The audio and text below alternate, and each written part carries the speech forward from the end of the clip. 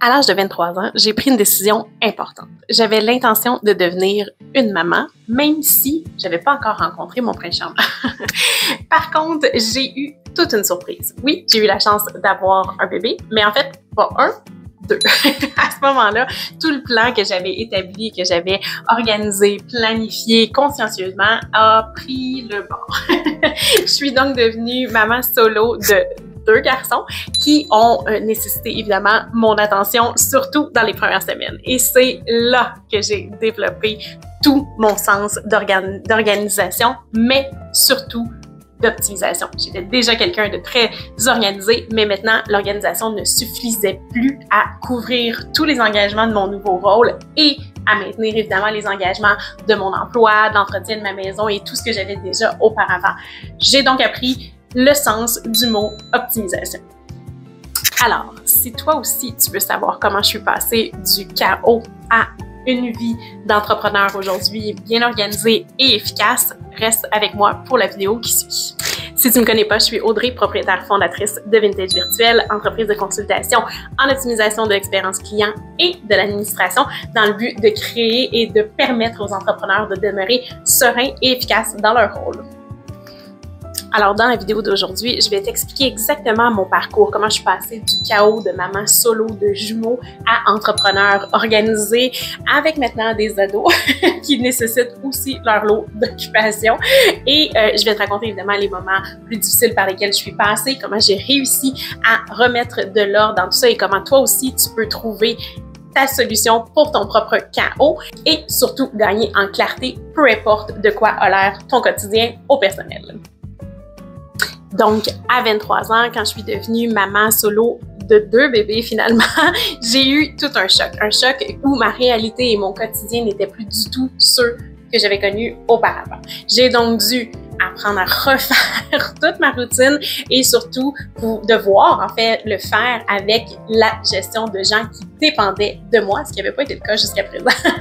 J'ai donc dû me réapproprier mes routines et surtout mon horaire parce que la réalité autant d'un entrepreneur que d'une maman monoparentale avec des jumeaux, évidemment, c'est que notre horaire peut prendre le bord assez rapidement dans une journée. Alors, si je pense à un entrepreneur et même de mon exemple personnel, il y a des journées où je débute ma journée en ayant un beau plan de match bien établi, équilibré, mes priorités sont au rendez-vous, mais oups, tout à coup, je reçois un appel. Un deuxième appel, oups, un courriel, une demande spéciale et là, tout à coup, mon plan de match n'est plus du tout efficace et plus du tout celui que j'avais planifié pour répondre à mes priorités. Ouais, c'est la même chose que j'ai vécu dans mon rôle de maman solo. Beaucoup de parents vont se reconnaître. Le matin, on se lève, tout a bien été, on a eu une belle nuit, mais oups, la fièvre monte, oups, une petite dent qui perce et tout à coup, notre journée est plus du tout celle qui était prévue à l'agenda et on peut pas répondre à notre engagement de nous rendre à un endroit X qu'on avait prévu. Donc, c'est exactement le parallèle que j'ai pu faire avec mon rôle d'entrepreneur aujourd'hui, cette action-réaction à une situation qui change du tout au tout devient extrêmement précieuse. Donc, le choc que j'ai connu en changeant mon rôle à l'âge de 23 ans et en devenant maman doublement m'a permis de me préparer à cette éventualité-là et à pouvoir y répondre. Tout comme toi, ton quotidien t'y prépare déjà pour que tu puisses bien y répondre dans ton rôle d'entrepreneur. Par la suite, après le choc, après toutes les nouveautés, après toutes les petites appréhensions et petits apprentissages qui se sont glissés dans mon nouveau rôle de maman, j'ai réalisé que j'avais le choix. Comme partout, c'est à moi de choisir entre subir les contre-coups ou prendre en charge mon agenda, tout comme je le fais maintenant dans mon rôle d'entrepreneur. Donc oui, peut-être que la nuit ne s'était pas passée comme prévu avec les 2 bébés. Ils se sont réveillés plusieurs fois. Je vais même pas dire que j'ai osé calculer le nombre de réveils parfois que j'ai eu dans certaines nuits, mais par contre, j'ai été capable de prendre le contrôle, de changer mes habitudes ou de transformer. Par exemple, nous, les garçons se réveillaient assez souvent et je voulais pas qu'ils se réveillent entre eux quand ils réussissaient un ou l'autre à dormir. J'ai dormi parfois dans leur chambre au sol pour pouvoir prendre en charge rapidement le bébé qui se réveillait en premier et éviter donc qu'il y ait un frère aussi fatigué que sa maman le lendemain matin. Donc, le choix de subir ou de prendre en charge devient à ce moment-là hyper précieux et parfois c'est quelque chose avec lequel on perd le contact. Donc c'est la même chose dans notre rôle d'entrepreneur.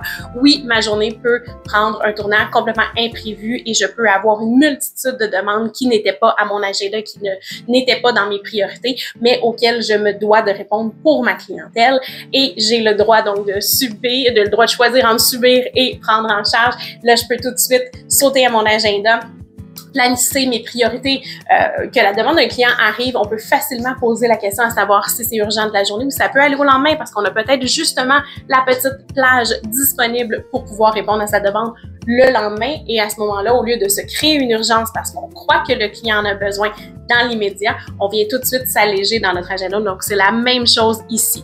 Et si la demande, oui, doit être faite dans la même journée, bien à ce moment-là, on peut jouer avec nos priorités et comme vous le savez, j'utilise la technique du priorité 1 et 2 priorités A et ensuite des priorités B dans ma journée, ce qui me permet à ce moment-là de peut-être pouvoir prendre une priorité A et la déplacer en priorité 1 au lendemain pour faire de la place aux nouveautés. Donc, encore une fois, au lieu de subir, je prends en charge les demandes et peux à ce moment-là être un entrepreneur encore plus serein, tout comme je l'ai été un petit peu plus sereine dans certains cas après des nuits difficiles avec les jumeaux.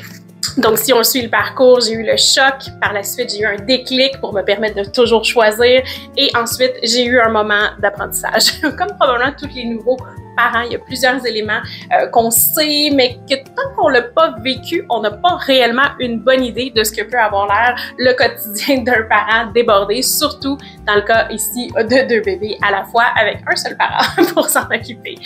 Évidemment, j'étais bel et bien très bien entourée, mais bien sûr, le quotidien au jour le jour de semaine était une autre histoire. Donc, ça me permettait de pouvoir faire un apprentissage qui m'a été très précieux et qui m'est encore très utile dans mon rôle d'entrepreneur. C'est tout simplement d'appliquer la méthode d'apprentissage. La méthode j'ai testé. Donc, on fait un apprentissage, on fait un test. Donc, je me lève une nuit, je redonne la suce au bébé pour qu'il se rendorme. Oups, ça fonctionne pas. Ben moi, j'avais la chance aussi de pouvoir, parce que autant que 2 bébés, c'est beaucoup, mais j'avais la chance de pouvoir expérimenter avec un et pouvoir tout de suite corriger avec le deuxième, ce que beaucoup de parents ont quelques années plus tard seulement. Donc, j'ai pu tout de suite faire cet apprentissage-là. Donc, je testais un scénario, je testais une solution et je l'appliquais. Donc, si ça fonctionnait, on gratte un petit peu le dos, il se rendort, parfait, je l'applique à son frère quelques heures plus tard, parfois quelques minutes plus tard, mais ça me permettait de tout de suite avoir un apprentissage qui était très précieux. Et c'est exactement, encore une fois, ce que j'ai transposé dans mon rôle d'entrepreneur. J'ai pu, avec mes premiers clients, expérimenter certains éléments et pouvoir par la suite en faire profiter les clients suivants. Avec le nouveau programme présentement chez Vintage Virtuel, l'Impact Vintage, qui est un accompagnement en optimisation de l'administration et de l'expérience client, je découvre encore et je peaufine encore cet accompagnement-là pour pouvoir ajouter des nouveautés lorsque j'en croise, parce que ça arrive à tous les jours où je découvre une solution pour un client qui, à ce moment-là, peut s'appliquer à plein d'autres clients. Donc, c'est la même chose que ce que j'ai fait avec les jumeaux alors qu'ils étaient tout petits. J'ai testé avec un et j'ai pu tout de suite appliquer ou corriger quand c'était pas évidemment gagnant. Donc, on permet la zone d'apprentissage et on permet de la multiplier, ce qui est formidable dans son rôle de parent, mais aussi dans son rôle d'entrepreneur. Alors, si on suit encore une fois l'évolution après le choc, le déclic, on a eu l'apprentissage qui nous a permis de gagner en expérience et pouvoir appliquer ce qu'on avait appris d'un à l'autre, donc d'un client à l'autre ou d'un bébé à l'autre.